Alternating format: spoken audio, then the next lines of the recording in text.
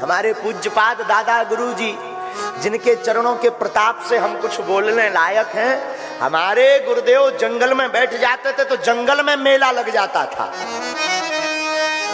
जंगल में क्या महिमा। दादा गुरु मतलब हमारे ग्रैंड फादर, पिताजी के पिताजी, सगे। ये वाला जो फोटो लगा ना, सगे। पहले ये खूब ब्याह किए, शादी किए, 6 ठोक लड़का भय इनके, 6 टूरामन, 1 टूरी। उसमें हमारे जो पिताजी हैं वो 5वें नंबर के, और हम लोगों में भी ताऊ चाचा के मिलाकर 10 भाई, 10 ठोक, पूरी क्रिकेट टीम। लेकिन भैया हम अपना निज अनुभव बता रहे हैं। हमारी आयु 9-10 साल की थी। हम सब दादा गुरुजी जहां बागेश्वर धाम पर रहते थे, गांव में ही बागेश्वर धाम है, जब वहां रहते थे हम लोग जाते थे रोज। ऐसे ही कई बार उस जमाने में लाल बत्ती बहुत बड़ी बात होती थी, और दादा गुरुजी के पास चमत्कार था, लाल बत्तियां आती थी प्रणाम करना, उसमें बैठकर बड़े बड़े अधिकारी, तो हम लोग मिठाई के चक्कर में जाते थे। मिठाई मिलेगी, चॉकलेट मिलेगी, और बड़ा वाला सिक्का 1 रुपया चलता था, वो भी मिलेगा। हम जाते थे, हमें आज भी याद है। क्या कहना, गुरु की बात अद्भुत होती। 10 भाइयों में हमारे दादा गुरुजी जैसे ही हम पहुंचते थे तुरंत हमारा हाथ पकड़ लेते थे, और अपनी जूठी चाय हमको पिलाते थे। हम नरेली कहाँ हो, लावा जरा खोपड़ी लाओ, हम आपको दिखाते अपने दादा गुरुजी का पात्र, बड़ा वाला लाओ। हमारे गुरुजी उसमें चाय पीते थे, आधी जूठी चाय वो हमको दे देते थे। उस चाय का चमत्कार है कि एक छोटे से गांव का ब्राह्मण बालक तुम्हारे सामने बोल रहा है। ये गुरु कृपा है। लेकिन उनके पास सत्यता थी। सच्चाई छिप नहीं सकती बनावट के उसूलों से, खुशबू आ नहीं सकती कागज के फूलों से। सांच था, सूर्य कभी छिपता नहीं। और भगवान जहां बैठे रघुनाथ जी, सब मंचन ते मंचिक सुंदर बिसद मुनि समेत तो बंधुका बैठा रे वहीं पास। सब विराजमान भय। और आज भगवान को देखने के लिए सब अपनी आंखें गड़ाए, भला कौन ना हमारे रघुनाथ को निहारे। दुनिया बनाने वाले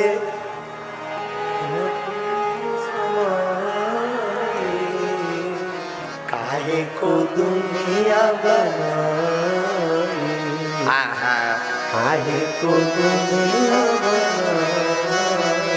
भगवान अद्भुत है, उनकी ये रचना अद्भुत है। देखो तो कितनी अद्भुत रचना है। अच्छा, हम विचार करते कई बार, हमें कई बार अपने साधु भारतीय संत देखने में बड़े यौवन संपन्न लगते और बड़े सुंदर लगते। हम कई बार विचार करते कि जब उनकी रचना इतनी सुंदर है, वो कितने सुंदर नहीं। भगवान की कृति इतनी सुंदर है, भगवान कितने सुंदर नहीं। हम लोग विचार करो, संसार के सौंदर्य पे हम लोग लुट जाते, पीछे पड़ जाते उसके। मया करो मोला, कहते ना मया करो मोला। ये हमारे दादा गुरुजी का पात्र है। हाँ, खोपड़ी, इसका नाम है खोपड़ी। अच्छा, खोपड़ी क्यों? खो और पड़ी है इसलिए खोपड़ी है। ये हमारी याद है साहब, हमारे गुरुदेव की याद है। और गुरुदेव की पहचान शिष्य का धर्म है, भूलना नहीं चाहिए। हम आपको बता रहे थे कि हम लोग सोचते हैं कि बताओ कितना सुंदर है। आप विचार करो, ये संसार के सुंदर में हम लोग फंस जाते। कभी एक झलक हमारे रघुनाथ को देखना, दुनिया फिर तुम्हें पुसाएगी ही नहीं प्यारे। हमें भक्तमाल का एक चरित्र याद है। एक कोई साधु बने बाद में, एक व्यक्ति था, वो नृत्य देखने गया। नृत्य तो जानते हो ना, नचनारी होती, नर्तकी। वो बड़ी सुंदर थी। वो थी गड़िका। गड़िका का मतलब समझ जाओ, गड़िका देह बेचने वाला। वैसे पुराने समय में उसे नगर बधू कहते थे। अब ये बात बोलेंगे तो किसी को असभ्य लगेगी हमारी भाषा। डौकी बहुत लोगों की, अब समझ गए होंगे।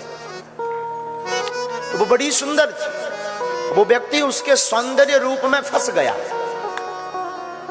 अच्छा, वो इतनी सुंदर थी कि जो व्यक्ति उसके रूप में फंसा वो दिन भर उसी तरफ देखता रहता था। कहीं जाए भी तो वो तो सीधी चलती थी, ये उल्टा चलता था, मुख उसकी तरफ उल्टा, धक्का खा रहा, गिर रहा, पत्थर खा रहा। लोग कहते थे कितना मूर्ख। उसने कहा कि मूर्ख तो है, पर जो रस इसके मुख में है, रूप रस, वो कहीं नहीं। करूं तो करूं क्या। उस वक्त के महापुरुष आचार्य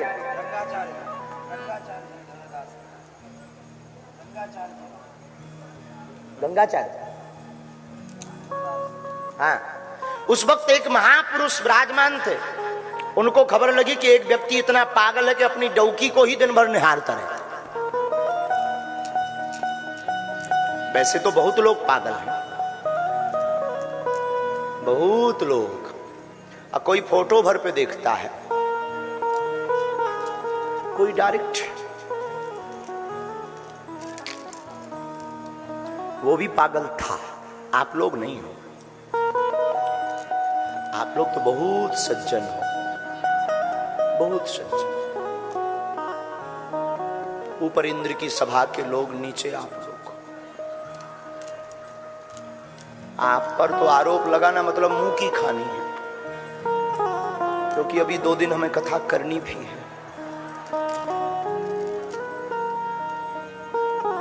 साकुशल जाना, अभी हमें पराये घर भी तो जाना है।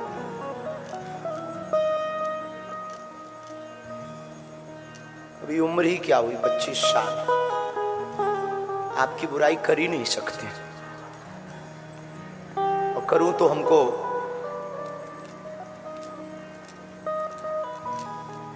कुछ नहीं। वो व्यक्ति खूब देखता था। तो उस वक्त के आचार्य ने कहा कि इधर आओ।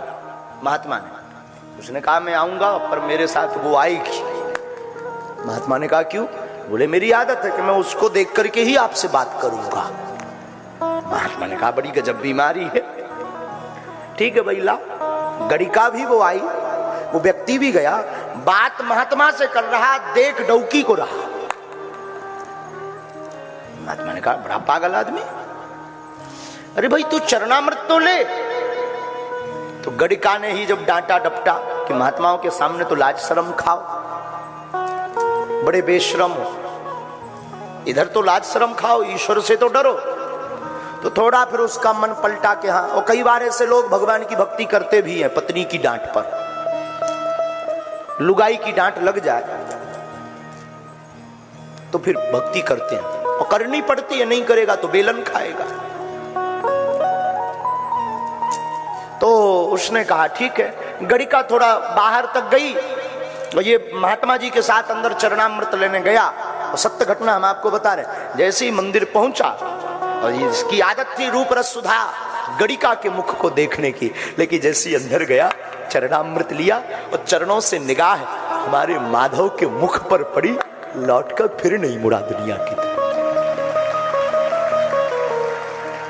वो लावण्यमय रूप भगवान का, वो घुंघराली लटें भगवान की, वो बड़े बड़े कपोल, वो लाल लाल होंठ, वो सफेद दंतावली, वो भगवान के गले में बैजंती माला, वो भगवान का सौंदर्य भरा हुआ स्वरूप, जहां एक झलक पड़ी गुरु कृपा से, सोई दुनिया की सुंदरता फीकी लगी, और गोविंद की सुंदरता दिल में छा गई। जब तक देखो, ऐसे समझो, आज से 30 साल पहले कोई अगर कहता कि ऐसा मोबाइल आएगा कि घर बैठे हुए विदेश में बात कर पाओगे, तो 30 साल पहले जब कोई व्यक्ति ऐसा कहता था तो आश्चर्य लगता था कि झूठ बोल रहा है। लेकिन आज आश्चर्य लगता है क्या? बोलिए नहीं। उसी प्रकार जब तक आपने संसार के लोगों को देखा तब तक आपको दुनिया सौंदर्य दिखाई पड़ रही है। जिस दिन तुम हमारे राघव को देखोगे ये आंखें कहीं और टिकेंगी ही नहीं।